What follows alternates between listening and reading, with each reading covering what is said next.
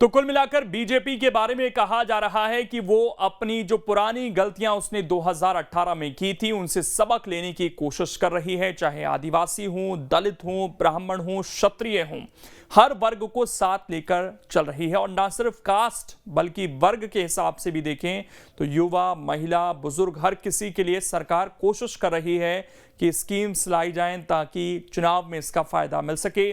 कांग्रेस भी कुछ इसी तरह की कोशिश कर रही है।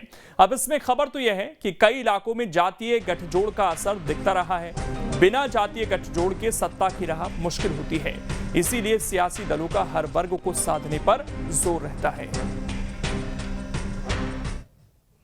अब बात चीतों की। चीतों को जिस जगह पर शिफ्ट करने की बात हो रही है वो कूनों से अच्छी नहीं है, इसका दावा जानकारों ने किया है। ये दावे तब हुए हैं जब सुप्रीम कोर्ट तक चीतों को कूनों से शिफ्ट करने की बात कह चुका है।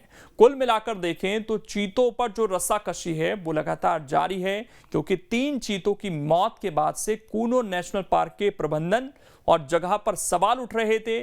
सुप्रीम कोर्ट भी जब ये पूरा मामला पहुंच गया, लेकिन अब इसमें खबर यही है कि दूसरी जगह क्या चीते सुरक्षित रह पाएंगे, इसको लेकर भी सवाल है और इस पूरे प्रोजेक्ट पर कहीं ना कहीं संशय बन सकता है। इस रिपोर्ट में आप देखिए।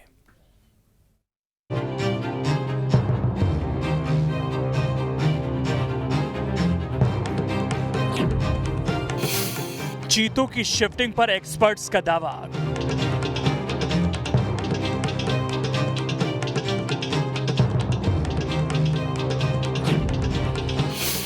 कूनों से अच्छा नहीं कोई सुरक्षित ठिकाना।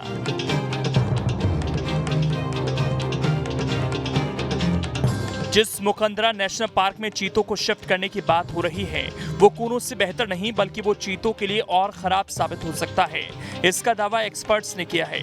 जानकारों ने दावा ऐसे समय में किया जब सुप्रीम कोर्ट तक चीतों की मौत और शिफ्टिंग पर चिंता जता चुका है।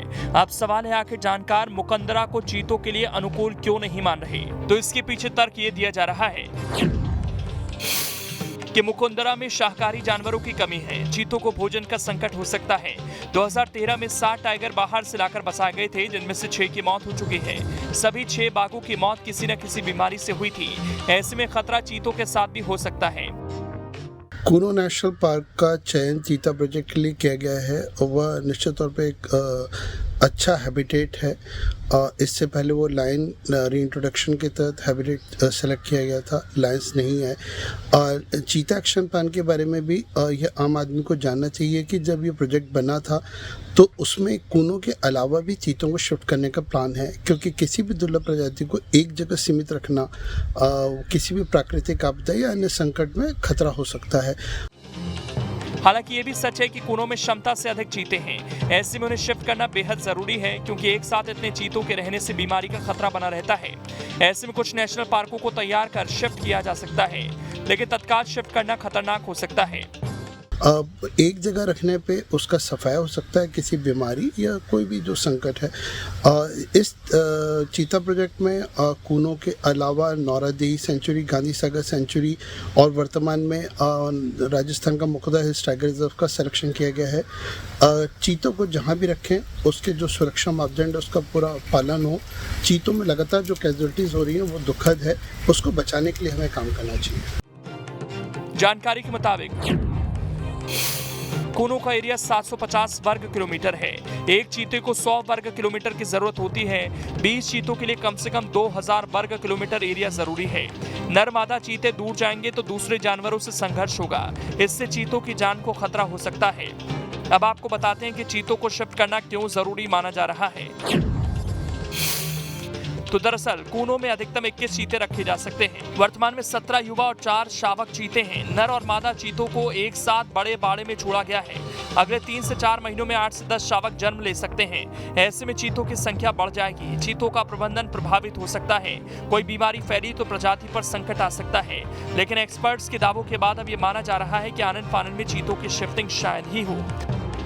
देश में कूनो नेशनल पार्क में जिस प्रकार से चीतों की मौतें हुई उसके बाद सुप्रीम कोर्ट ने भी इस पूरे मामले पर संज्ञान लिया और ये तक कहा कि एक्सपर्ट बताएं कि आखिर शिफ्टिंग और कहाँ की जा सकती है।